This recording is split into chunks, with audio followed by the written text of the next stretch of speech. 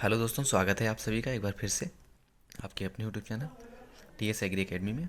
हम लाए हैं आप सभी के लिए आपके रिक्वेस्ट के अनुसार आपका अगला पेपर जो इंट्रोडक्टिव बायोलॉजी का होने वाला है उसके लिए कुछ क्वेश्चन। तो आप सभी लोग ज़रा ध्यान से पढ़ लीजिए, देखते हैं। मगर जो लोग हमारे इस चैनल पर नए आए हुए हैं, जो पहली बार विजिट कर रहे हैं, वो उनसे यार बहुत ही सविनय रिक्वेस्ट है यार, बहुत ही ज़्यादा दिल से, कि इस चैनल को सब्सक्राइब करके ही जाएं, बिना सब्सक्राइब करे ना जाएं यार। ऐसा होता है यार, जब आप लोग वीडियो देख लेते हो और सब्सक्राइब भी नहीं करते हो, दिल को बहुत दुख होता है यार। सब्सक्राइब कर देना प्लीज़। तो चलते हैं हम लोग। यार हम आप सभी के लिए इतना कर रहे हैं, थोड़ा तो बनता है ये कहने का। चलते हैं फर्स्ट क्वेश्चन पे कि वनस्पति विज्ञान की वह शाखा जिसमें शैवालों का अध्ययन किया जाता है कहलाती है, क्या कहलाती है दोस्तों? फाइकोलॉजी कहलाती है। जिसमें शैवालों का अध्ययन किया जाता है दोस्तों वो कहलाती है फाइकोलॉजी। ओके, नेक्स्ट है कि सिल्वी कल्चर में किसका वर्णन होता है, यानी कि सिल्वी कल्चर में किसका वर्णन होता है दोस्तों? होता है वनों के विकास का वर्णन होता है सिल्वी कल्चर में। दोस्तों ये टॉप क्वेश्चन है, इनसे आपको 12 से 15 क्वेश्चन आपके एग्जाम में मिल ही जाएंगे। तो 10 मिनट की वीडियो ज़्यादा से ज़्यादा रहने वाली है, 10 मिनट आप देख लीजिए और उसके बाद हम लोग अपना नेक्स्ट काम करेंगे। दिया है कि सिल्वी कल्चर में किसका वर्णन होता है दोस्तों?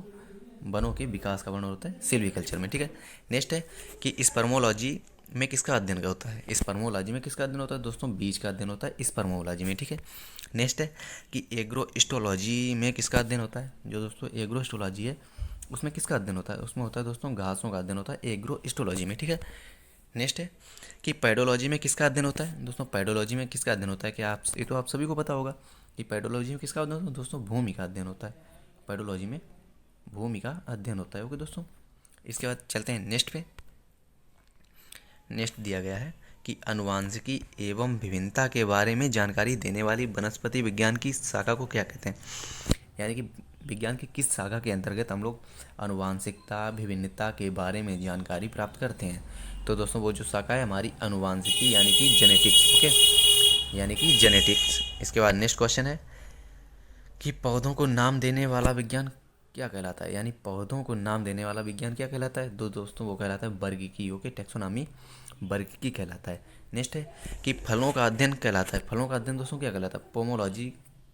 फलों का अध्ययन कहलाता है पोमोलॉजी। ओके दोस्तों, नेक्स्ट क्वेश्चन है हमारा कि फलों का अध्ययन कहते हैं पोमोलॉजी। इसके बाद नेक्स्ट है कि पराग कणों यानी पॉलीग्रेन्स का अध्ययन किसके अंतर्गत होता है दोस्तों? पेलिनोलॉजी के अंतर्गत हम लोग पराग कणों का अध्ययन करते हैं वो लोग। ओके दोस्तों, पेलिनोलॉजी के अंतर्गत पराग कणों का अध्ययन करते हैं। ठीक है, नेक्स्ट है, नेक्स्ट ये है कि संसार में पौधों के वितरण का अध्ययन क्या कहलाता है? यानी संसार में पौधों के वितरण का अध्ययन क्या कहलाता है दोस्तों? वो कहलाता है फाइटोजियोग्राफी। फाइटोजियोग्राफी यानी कि संसार में पौधों के वितरण का अध्ययन कहलाता है। ठीक है दोस्तों, नेक्स्ट है साग सब्जी उत्पन्न करने वाले पौधे का अध्ययन किसके अंतर्गत करते हैं? यानी साग सब्जी उत्पन्न करने वाले पौधों का अध्ययन दोस्तों हम किसके अंतर्गत करते हैं? वो करते हैं ओलेरिकल्चर के अंतर्गत। ओके दोस्तों, आप सभी लोग साथ ही साथ मेरे इस चैनल को लाइक शेयर सब्सक्राइब जरूर करते रहें। नेक्स्ट है कि वार्षिक बलियों का अध्ययन क्या कहलाता है? यानी वार्षिक बलियों का अध्ययन क्या कहलाता है दोस्तों? तो दोस्तों जो वार्षिक बलियों का अध्ययन कहलाता है ये कहलाता है डेंड्रोक्रोनोलॉजी। डेंड्रोक्रोनोलॉजी वार्षिक बलियों का अध्ययन कहलाता है। ओके दोस्तों, इसके बाद नेक्स्ट है कि सजावटी वृक्ष तथा झाड़ियों के संवर्धन से संबंधित अध्ययन क्या कहलाता है?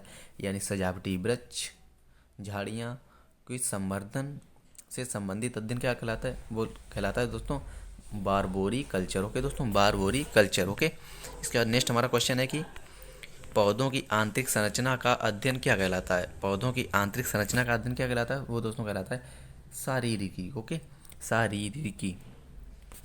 नेक्स्ट है कि माइकोलॉजी में किसका अध्ययन किया जाता है? यानी माइकोलॉजी में दोस्तों किसका अध्ययन करते हैं? तो दोस्तों माइकोलॉजी में जो है कवक का अध्ययन करते हैं। ओके, फंगी का अध्ययन करते हैं माइकोलॉजी के अंतर्गत। नेक्स्ट है कि कृषि के साथ साथ उसी भूमि पर काष्ठीय बारहमासी वृक्ष लगाना। अरे सॉरी, क्वेश्चन हम आंसर बता रहे हैं, आपको पढ़ना है। हमें क्वेश्चन है दिया है कि एग्रो फॉरेस्ट्री से क्या तात्पर्य? यानी एग्रो फॉरेस्ट्री से दोस्तों क्या तात्पर्य है? तो एग्रो फॉरेस्ट्री से तात्पर्य है हमारा कि कृषि के साथ साथ उसी भूमि पर काष्ठीय बारहमासी वृक्ष लगाना। यानी कृषि के साथ उसी भूमि पर वृक्ष लगाने की क्रिया को हम लोग एग्रो फॉरेस्ट्री कहते हैं, जिससे खेती भी होती रहे तथा कुछ हमारा उत्पाद पोमोलॉजी वगैरह भी होता रहे। नेक्स्ट है कि जीव द्रव्य के पृथक्करण एवं संयोजन से संबंधित वनस्पति विज्ञान की शाखा कहलाती है। यानी जीव द्रव्य के पृथक्करण एवं संयोजन से संबंधित वनस्पति विज्ञान की शाखा क्या कहलाती है? वो कहलाती है दोस्तों tissue culture. Okay, tissue culture. ठीक है। नेक्स्ट है कि आदिवासियों द्वारा पादपों के उपयोग का अध्ययन किस शाखा के अंतर्गत करते हैं? यानी आदिवासियों के द्वारा पादपों के उपयोग का अध्ययन किस शाखा के अंतर्गत किया जाता है? तो दोस्तों किया जाता है इथेनोबॉटनी। इथेनोबॉटनी के अंतर्गत किया जाता है, इथेनोबॉटनी। ठीक है। नेक्स्ट है कि हमारा जो नेक्स्ट क्वेश्चन है दिया है कि हमें सूक्ष्म जीवों का अध्ययन किसके अंतर्गत किया जाता है? तो दोस्तों किया जाता है माइक्रोलॉजी के अंतर्गत सूक्ष्म जीवों का अध्ययन किया जाता है। नेक्स्ट है कि सजीवों में कार्बनिक पदार्थों का अध्ययन किसके अंतर्गत किया जाता है? यानी सजीवों में कार्बनिक पदार्थों का अध्ययन किसके अंतर्गत किया होता है? वो किया जाता है बायो केमिस्ट्री के अंतर्गत। बायो केमिस्ट्री के अंतर्गत सजीवों के कार्बनिक पदार्थों का अध्ययन बायोकेमिस्ट्री के अंतर्गत किया जाता है। ठीक है। नेक्स्ट हमारा क्वेश्चन है कि फलों तथा उद्यान पादपों का संवर्धन एवं अध्ययन किसके अंतर्गत किया जाता है? यानी फलों तथा फलों तथा सब्जियों उद्यान पादपों का संवर्धन किसके अंतर्गत करते हैं? दोस्तों वो करते हैं हम लोग हॉर्टिकल्चर के अंतर्गत। ठीक है दोस्तों। नेक्स्ट हमारा क्वेश्चन है कि विभिन्न विकिरणों का पादपों पर प्रभाव तथा उत्परिवर्तन का अध्ययन किसके अंतर्गत किया जाता है? यानी विभिन्न विकिरणों का पादपों पर प्रभाव तथा उत्परिवर्तन का अध्ययन किसके अंतर्गत किया जाता है? दोस्तों वो किया जाता है रेडिएशन बायोलॉजी के अंतर्गत। ठीक है। नेक्स्ट है अनुवांशिकी के पिता किसे कहा जाता है? दोस्तों वो कहा जाता है मेंडल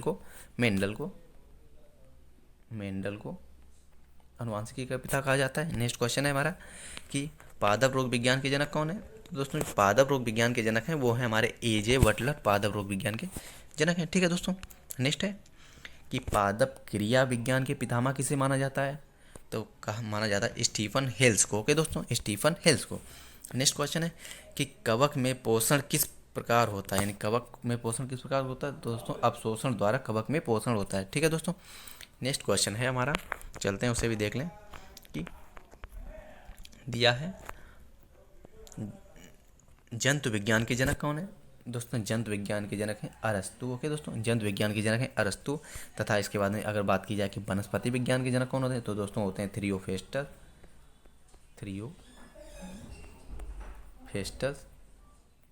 ओके, वनस्पति विज्ञान के जनक होते हैं थियोफेस्टस। इसके बाद में निश्चित दिया गया कि विकिरण अनुवांशिकी के जनक कौन है? वो हैं एजे मुलर। अनुवांशिकी विकिरण अनुवांशिकी एजे मुलर। ठीक है। नेक्स्ट है आधुनिक अनुवांशिकी के जनक दोस्तों वेटसन। ओके, आधुनिक अनुवांशिकी के वेटसन। वैसे अनुवांशिकी के हैं मेंडल, जी मेंडल, ग्रेगर जॉन मेंडल। ठीक है। नेक्स्ट है कि आधुनिक शारीरिकी विज्ञान के जनक कौन है? दोस्तों वो हैं एंड्रियास बचैलियस। ओके।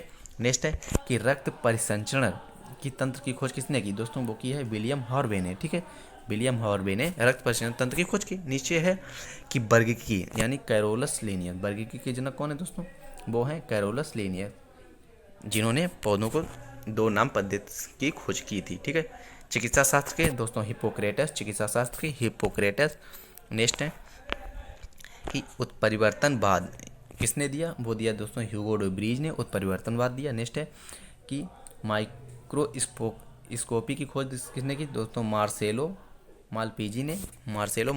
नेक्स्ट है जीवाणु विज्ञान के जनक कौन है? दोस्तों रॉबर्ट कोच जीवाणु विज्ञान के जनक हैं। नेक्स्ट हमारा है कि प्रतिरक्षा विज्ञान के जनक कौन है? दोस्तों है एडवर्ड जेनर प्रतिरक्षा विज्ञान के जनक हैं। नेक्स्ट होगा कि जीवाश्म विज्ञान के जनक कौन है? दोस्तों लियोनार्डो दा विंची। जीवाश्म विज्ञान के जनक हैं दोस्तों लियोनार्डो दा विंची। ओके। इसके बाद नेक्स्ट है कि एंडोक्राइनोलॉजी के अंतर्गत किसका अध्ययन करते हैं? दोस्तों एंडोक्राइनोलॉजी की खोज किसने की? वो थॉमस एडिसन ने की। ठीक है दोस्तों।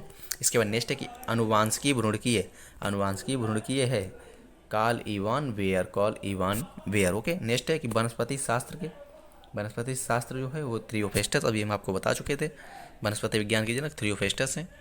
नेक्स्ट है हमारा कि पादप रोग विज्ञान के जनक कौन है? एजे बटलर। ठीक है। नेक्स्ट है पादप क्रिया विज्ञान के स्टीफन हेल्स, पादप क्रिया विज्ञान के स्टीफन हेल्स। इसके बाद में नेक्स्ट है कि बैक्टीरियोफेज की खोज किसने की दोस्तों, वो की टवाटर दी हैरिल ने खोज की। दोस्तों आप सभी लोग मेरे इस चैनल को लाइक से सब्सक्राइब कर दें, अपने दोस्तों के पास शेयर करें जिससे उस चीज़ का उन्हें भी लाभ मिले, और हम लोग मिलते हैं अपने नेक्स्ट वीडियो में। So thanks for watching. Okay guys.